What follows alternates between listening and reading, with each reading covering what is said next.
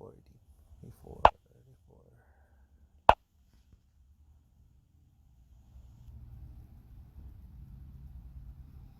I want to play e5. Okay, so black lion on the board.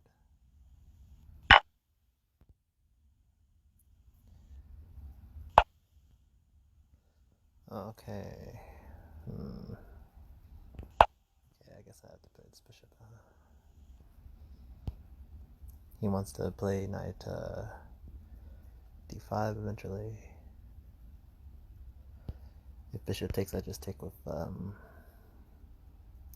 bishop. Okay, let's stop knight d5. Get out of here. Castle's queen side. So, though I am in a black lion, castling queen side, I'm just gonna castle. I can tempt him to sacrifice his bishop.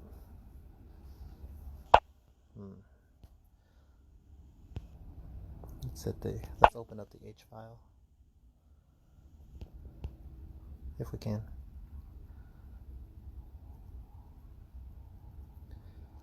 I also have knight h5 hitting the pawn. Takes. Hitting the pawn. Hitting the knight. Eventually I play this well. Okay, so he hits that one. Then I get this bishop out. This queen's running out of a lot of squares, honestly. Maybe I should play. Okay, so hit the pawn, there's the queen. Hit the knight. Knight goes out here. Knight takes. Sacrifice the knight. Takes, kick, kick, kick. Sacrificing the knight sounds super delicious. Because all his pieces are on the queen side, right? So if I sack the knight, takes. Knight takes pawn on a4. b5. b5. Knight moves back. e4. I got a lot of pawns to attack with. This is the idea now. Just gonna hammer him with my pawns. That's the idea.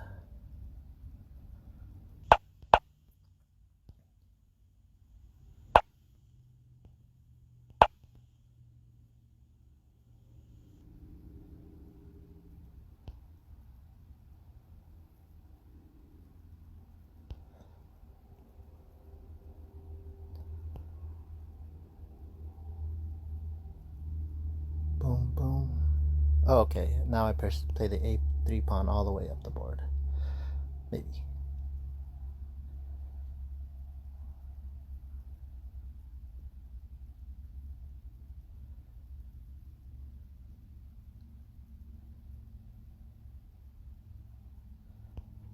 So for the knight sack, vicious attack. Maybe rook d8 preparation move to take away the escape square. Takes, but I need the rook on. I need the rook on the a file. Is there any other way to keep the king from escaping to e1? I mean, I do have knight. Not eventually. Maybe he wants to start escaping now. Actually, it doesn't really matter because he's giving himself room to escape here. Comes with check.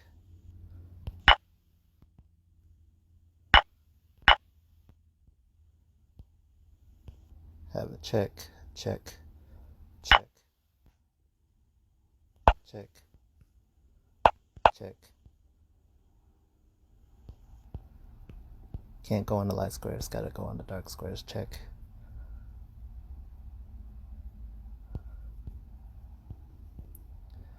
Okay, you know you gotta go to e3. If not, well, yeah. forced to e3. Check. Boom.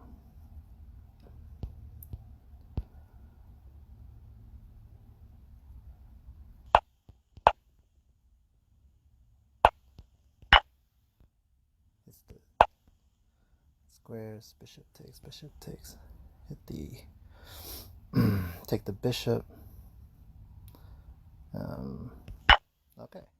This is the Yakima. Okay. Trade.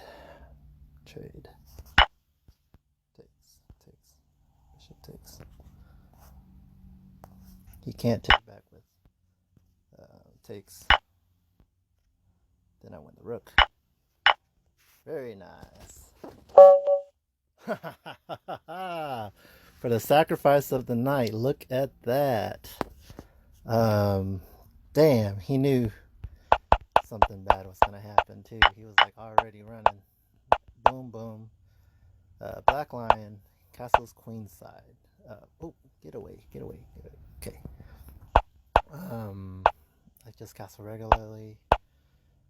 Preparing the attack on the queen side. Get the queen out there. Okay, and this is the idea. Sacrificing my knight, giving up that knight for the pawn storm. So I'm saying my knight is equivalent to this pawn storm attack. If you look at his bishop, his rook, his knight, his dark squared bishop, they're all on the king side. But are his pieces fast enough to get me before I get him with my pawn storm? So I sacked the knight for the pawn storm. I thought he was going to play a4 or something like that here, and then I would just keep pushing. But